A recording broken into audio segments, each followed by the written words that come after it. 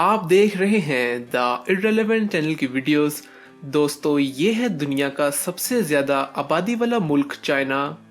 क्योंकि आबादी सबसे ज़्यादा है इसलिए सड़कों पर रश भी ज़्यादा होना चाहिए, मगर यहाँ ट्रैफिक जैम का एहसास नहीं होता, जिसकी एक बड़ी वजह है चाइना की शेयर सर्विस।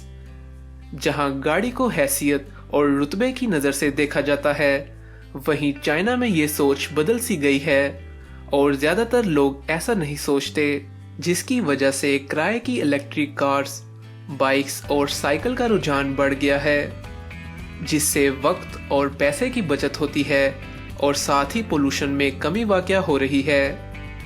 जिस तरह कोई रूम शेयर करने पर किराया कम हो जाता है, उसी तरह चाइना में इलेक्ट्रिक कार्स, बाइक्स और साइकिल शेयर की जाती है, जो 24 घंटे शहर में हर जगह दस्तयाब होती है।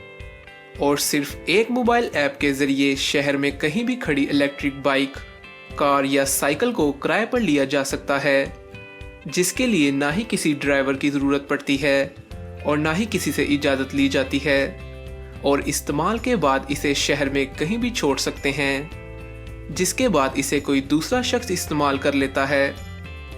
ये सर्विस जहाँ काफ़ी सस्ती है, वहीं इसको इस्तेमाल करने से ट्रैफिक में कमी होती है और लोगों को अपनी गाड़ी या बाइक लेने की ज़रूरत नहीं पड़ती, जिससे वो इंश्योरेंस और पार्किंग जैसे खर्चों से भी बच जाते हैं। सिर्फ अपने मोबाइल ऐप से कोड स्कैन करने पर आप कहीं भी खड़ी इलेक्ट्रिक कार, बाइक या साइकिल पर सफ़र कर सकते हैं और उसे कहीं भी छोड़ा जा सकता है। चाइना ने इस सर्विस को पूरे मुल्क में फैला दिया है और यहाँ इलेक्ट्रिक बाइक या कार हर तरफ नज़र आती है।